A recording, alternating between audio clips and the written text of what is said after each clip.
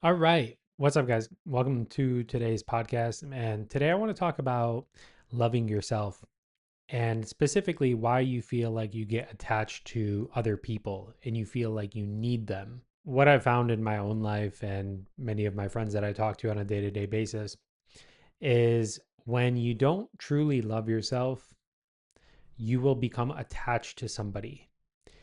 When you become attached to somebody, it breeds a lot of toxicity, right? I'm not 100% sure if people do it intentionally, but when somebody's attached to them, if they're not rooted in their own heart, then they'll abuse you, right? You'll be in a relationship that doesn't really feed your soul. It doesn't breed love. It doesn't lift you higher. And I've been in a few of these relationships myself, and I've been both on both ends of it, right? I've experienced being attached to someone to the point to where like if I didn't talk to him, it would ruin my whole day. Um, I've been also on the other end where I saw somebody being attached to me and it didn't feel good. I felt very crowded all the time. I felt scared to say the wrong thing. I felt like couldn't necessarily be myself. So I've put in hours and hours and hours of thinking about these things. I want to encourage you to start to find your own love for yourself, right? Now, there's like so many different ways the internet wants to twist these things, right? People say showing love for yourself is like buying a Gucci bag, or it's taking yourself on a trip, or it's like, giving yourself a hot bath or something. And I don't necessarily think those are bad things, right? If they make you happy and that's fine, do whatever you want. But when I say loving yourself, what I really mean is bringing your attention back into your own heart space, right? Using meditation and mindfulness to ground your attention, to root your attention back in your own heart. I like breaking these terms down for people who aren't as like spiritual oriented, right? They don't really know what these terms mean. But another way I could say it is I want you to start learning to detach from your feelings a little bit and start to detach from your thoughts. And I think like back in the day when I heard this for the first time myself, I was at a point to where I thought detachment was bad. I was like, wow, detachment seems so cold. But now that I'm older and wiser and a little less dumb, I'm seeing a detachment as a beautiful thing. Detachment necessarily doesn't mean you don't care. It just means that you're in a space of allowing, right? If somebody wants to stay, they stay. If somebody wants to go, it might hurt, but you let them go. Now, in order for you to start being more detached, you have to build this muscle of learning to observe your own mind and feelings, right? Because what happens a lot, and I remember this in my own self, is a lot of feelings would come up towards others, someone else, or obsessive thinking. And I would just ride that wave, right? If the thought came to call them, I'd call them. If a thought came like, oh my God, they're ignoring me, I'd call them again. Like this little play would happen in myself. I actually remember it, even though it was like years ago.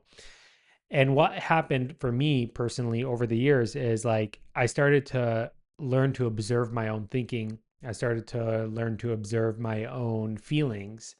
And from that, I started just naturally becoming more detached. Yeah, I guess I'll share a little bit something like personal, but I found myself in a relationship not too long ago, and maybe like 4 or 5 years ago, before I met my like current partner, my current wife, which I'm very grateful for. But I found myself in a relationship, and anyways, like 7 months in, I moved out to Cali. I did the whole thing. I just realized like I wasn't happy one day, right? And I just picked up and I left. And she, I tried to make it work. She didn't really want to make it work. So I was at a point in myself where I just got up and kind of left. And I always think back to that because it was a moment where I felt like I really chose myself. And it was a beautiful thing, right? I really was at the point to where I told myself, okay, well, if this person doesn't really want to be with me, I'm not going to force it. And I just left. Like I literally packed all my things, put it in the car, and I just left. And I honestly never really looked back. Like I remember that 30-hour drive home across the country. And it was probably, I was sad, but it was also the happiest I've ever been because I really felt free because I chose myself. And I'm sharing this, not telling you you need to break up with someone or something like that. It doesn't always mean like that. But I'm sharing this with you because I really want you to get to a point to where you start choosing yourself. And when you choose yourself, you're really choosing God, and you're really putting your own heart in the number one place, right? You choose your higher self.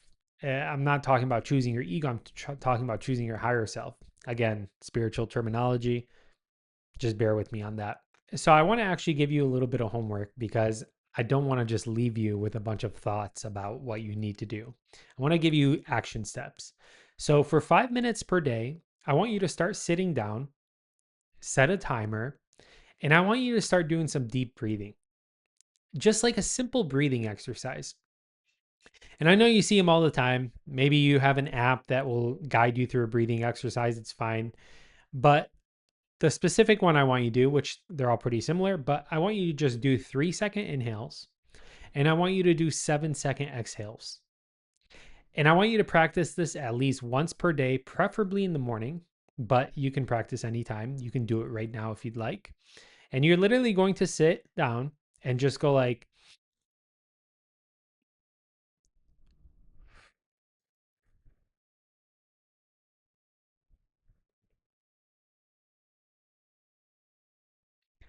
and do that for 5 minutes. What's going to happen is that you are going to start bringing your energy down a little bit, right? You're going to start quieting your mind a little bit. You're going to start quieting your emotions a little bit. And in that spaciousness, that will, we can just use this term for now, that will arise from you doing this breathing exercise. You're going to start gaining clarity. Now, this clarity is super important because when you have clarity, you're able to make better decisions, right? You have a little bit of spaciousness inside so that you can pause. And learning to pause, especially when you're having strong, we call them vasanas, but strong emotions and thoughts coming up, is very, very, very healthy for you. Okay. So you're going to sit, you're going to meditate just for this 5 minutes, and then save this video and rewatch it when you need it.